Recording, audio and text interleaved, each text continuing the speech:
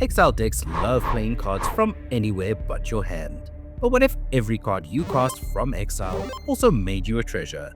That's exactly what Prosper does best. And once the cards start flying, the treasures start piling. Hi everyone, I'm Philharmonicon and welcome back to the channel. Today we're diving into a super versatile commander that can be built in a few different ways. He may not be the top Rakdos Commander anymore, but he's still the best Exile Matters commander we have. It's time to return from exile with Prosper, Tome-Bound. And if you love playing cards from unexpected places, making a pile of treasures while you do, and building up to huge turns that can end the game out of nowhere, this deck is for you. Prosper is a 1/4 Tiefling Warlock with Death Touch for 4 mana. They have 2 abilities. The first, Mystic Arcanum. At the beginning of your end step, you exile the top card of your library, and until the end of your next turn, you may play that card. Then, Pact Boon. Whenever you play a card from exile, you create a treasure token. So Prosper is doing 2 very important things from the command zone. He gives us card advantage, and he gives us ramp. And in Rakdos, getting both of those from one commander is absolutely incredible. The strategy here is pretty simple. First, we want to get Prosper online and start impulse drawing. Then, we cast spells from exile to make more treasure, which lets us cast even more spells and dig even further into our deck. And finally, we close out the game by draining the table with effects that care about treasures entering, being sacrificed, or both. We want to cast spells from exile and then benefit from all the treasures we make along the way. And if you enjoy synergy-focused commander breakdowns like this, hit subscribe because there's a lot more on the way. So let's start with the Exile Matters package. Wild Magic Sorcerer is absolutely crazy here. The first spell we cast from exile each turn gains Cascade. With Prosper out, we get a treasure from casting the original spell from exile, and then the Cascade spell also triggers Prosper again. Laelia the Blade Reforged is another great fit. She impulse draws when we attack, and she gets bigger whenever cards move into exile, which happens constantly in this deck. Bonehorde Dracosaur gives us 2 cards exiled on our turn that we can cast, and then it rewards us depending on what we hit. Lands make a 3/1 dinosaur token, and non-lands make a treasure token. Yes please. Now Feshni is one of the big value engines. It copies spells we cast from exile, so suddenly the cards we've stolen or impulse drawn are doing double duty. Chandra, Torch of Defiance, is super versatile. She can impulse draw, ramp us, deal with annoying creatures, or threaten an emblem that burns opponents whenever we cast spells. Jeska's Will is usually just generic good stuff, but here it really earns its place. Exiling 3 cards synergizes beautifully with Prosper, and the mana helps us actually cast what we've exiled. Dire Fleet Daredevil lets us steal an instant or sorcery from an opponent's graveyard by exiling it, then casting it later, which of course means another Prosper trigger. Bergi, God of Storytelling, and Volki, God of Lies. Their front sides are cool, but what we really care about are Arnfell, Horn of Bounty, and Tybalt, Cosmic Imposter, because both can put a ton of cards into exile for us to cast. Charred Foyer and Warp Space give us reliable impulse draw every turn, and once both rooms are unlocked, we also get to cast a spell from exile for free. And finally, Theatre of Horrors, Valakut Exploration, and Erebrask, Heretic Praetor, are all solid repeatable exile engines that exile a card each turn. Now, treasure is not the main focus of the deck, but we're going to be making a lot, so we might as well support it. Zorn gives us an extra treasure whenever we make one, which gets out of hand fast with Prosper. Professional Facebreaker makes treasures when our creatures connect with opponents and also lets us sacrifice a treasure to impulse draw. That's exactly what this deck wants.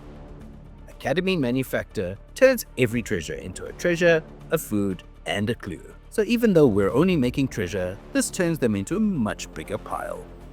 Goldspan Dragon is a huge mana boost. It makes our treasures tap for 2 mana instead of just sacking for 1. It also makes more treasures itself, which is always welcome. Decadent Dragon can be cast as an instant to exile cards from our opponent's library that we can later play, but it also makes treasures when it attacks. Reign of Riches is excellent here. It makes treasures when it enters, and whenever we cast our first spell using treasure mana, that spell gains Cascade. since the Cascade spell is being cast from exile, Prosper can keep the value going. Let's talk drain effects. These are actually how we close out the game. Marionette Master can enter with 3 +1/+1 counters. Then each treasure we sacrifice drains our opponents for 4. That can end games very quickly. Nadir's Nightblade and Marionette Apprentice both ping each opponent when our treasures are sacrificed, which adds up when Prosper is making multiple treasures each turn. Mirkwood Bats is wild. It triggers when treasures enter and when they are sacrificed, so it punishes the tables on both sides of the treasure loop.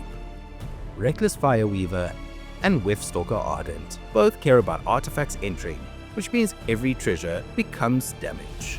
Then Disciple of the Vault and Mayhem Devil only hit one target at a time, but with the amount of sacrificing we do, that damage still adds up very quickly.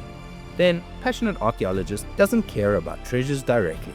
Instead, it deals damage equal to the mana value of spells we cast from exile, which is exactly what Prosper wants to do anyways. Prosper gives us 1 extra card per turn, but we want to do much bigger than that. Light Up the Stage is one of the best cheap options. Most of the time, it costs 1 mana and Impulse draws for 2 cards. Reckless Impulse and Ren's Resolve are clean, efficient 2 mana spell that exile 2 cards until the end of our next turn. Glimpse the Impossible gives us 3 cards to cast, and if we don't cast them, we still get Eldrazi spawn tokens for a bit of ramp. Ignite the Future Impulse draws 3, then comes back with Flashback, and if we cast it from the graveyard, the exiled cards can be cast for free. Inspired Tinkering is awesome because it exiles 3 cards and makes 3 treasures, so it gives us both fuel and mana.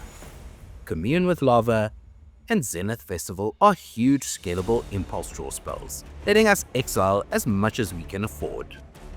Improvisation Capstone keeps the value coming by exiling until we hit 4 mana worth of cards each turn.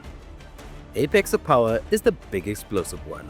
It exiles 7 cards and gives us 10 mana, which can easily set up a massive turn. For interaction, we still want our removal to fit the plan where possible. Grim Hireling makes treasures when creatures connect, and can sacrifice treasures to give creatures -1/-1 for each treasure sacked. Roll Through Hell exiles a problematic creature and then lets us cast it later, triggering Prosper again. You Find Some Prisoners can destroy an artifact or exile the top 3 cards of opponent's library and lets us cast one of them. Reckless Endeavor rolls 2 d12s, with one result dealing damage and the other making treasures. Delayed Blast Fireball is usually cast from exile, which means it's dealing 5 damage to everything. Then we round things out with staples like Terminate, Feed the Swarm, Chaos Warp, and Withering Torment. For ramp, Prosper is already doing some heavy lifting, but we still want to support that. Interdimensional Webwatch impulse draws for 2 and also makes 2 mana 4 spells cast from exile. Then we have Soul Ring, Arcane Signet, Rakdos Signet, and Talisman of Indulgence to help get Prosper out a little earlier. And finally, a few lands to round things out. Treasure Vault can be sacrificed later to make a huge pile of treasures. Spinerock Knoll lets us exile a card and play it from exile later, which means another Prosper trigger. And Blood-Soaked Insight can either be a red-black land or exile 3 cards from an opponent's library for us to play. Prosper Tome-Bound may not be the most popular Rakdos Commander anymore, but don't let that fool you. He's still incredibly powerful, and exile-based card advantage keeps getting new support all the time. If you want a deck that turns every impulse draw into mana, every treasure into damage, and every exile effect into momentum, Prosper is still one of the best commanders around. Thanks so much for watching. If you enjoyed this breakdown, leave a like, drop a comment, and subscribe for more synergy-based commander content. If you'd like to support the channel further and help vote on future videos, memberships are available. And hey, if you're picking up any of these cards, consider using my TCG Player affiliate link down below. And until next time, may all your spells come with treasures.